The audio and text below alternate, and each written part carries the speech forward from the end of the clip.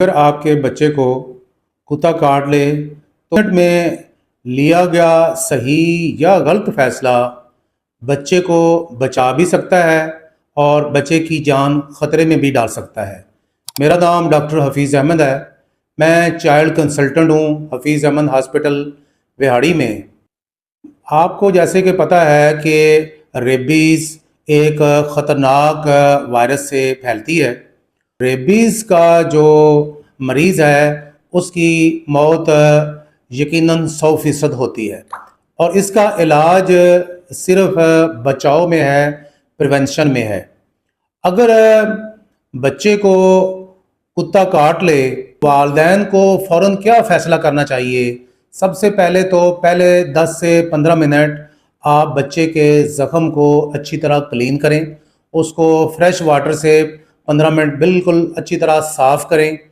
صاف کرنے کے بعد آپ فوراً قریبی ڈاکٹر کے پاس لے جائیں، کیونکہ پھر وونڈ کو دیکھ کر اور اس کی کیٹیگری کو دیکھ کر یہ فیصلہ کیا جائے گا کہ اس کو ریبیز کی صرف ویکسین لگوانی ہے یا کوئی اور انجیکشن بھی لگانا ہے۔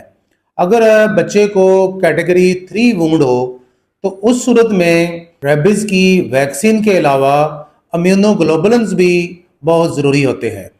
امیونو گلوبولنز جو ہے یہ فوراً امیونٹی پرووائڈ کرتے ہیں، یعنی کہ کتا باولا ہے تو اس کے جو جراثیمز ہیں ریبیز کے، ان کو فوراً نیوٹرلائز کرتا ہے، اس کے اندر اینٹی باڈیز ہوتی ہیں امیونو گلوبولنز میں۔ اور جو ویکسین ہے اس کا جو اثر ہے وہ 2 ہفتے بعد یا عام طور پہ بہتر اثر جو ہے وہ 4 ہفتے کے بعد ٹھیک ہو پہنچتا ہے جسم میں۔ تو اس لیے ڈاکٹر جو ہے وہ وونڈ کو دیکھ کر فیصلہ کرے گا کہ اس کو ویکسین لگانی ہے یا امیونو گلوبولن بھی چاہیے۔ دوسرے امپارٹنٹ بات یہ ہے کہ آپ زخم کے اوپر سوائے دھونے کے، صاف کرنے کے علاوہ کوئی ٹوٹکا وغیرہ نہ لگائیں، جیسے دیسی ٹوٹا ہوتا ہے، تیل لگا دیتے ہیں، نمک لگا دیا، مرچ لگا دیا یا کوئی ایسی کوئی کیمیکل لگا دیا۔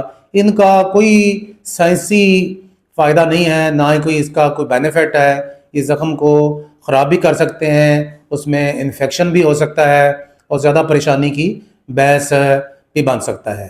تو اس لیے جو ہے پیرنٹس کو چاہیے جو جیسے ہی آپ کے بچے کو یا بڑے کو جو ہے کتا کاٹے تو زخم کی صفائی پہ بہت دھیان دیں، اور فوراً جو ہے قریبی جو ہے ہاسپٹل ہے وہاں پہ لے کر جائیں۔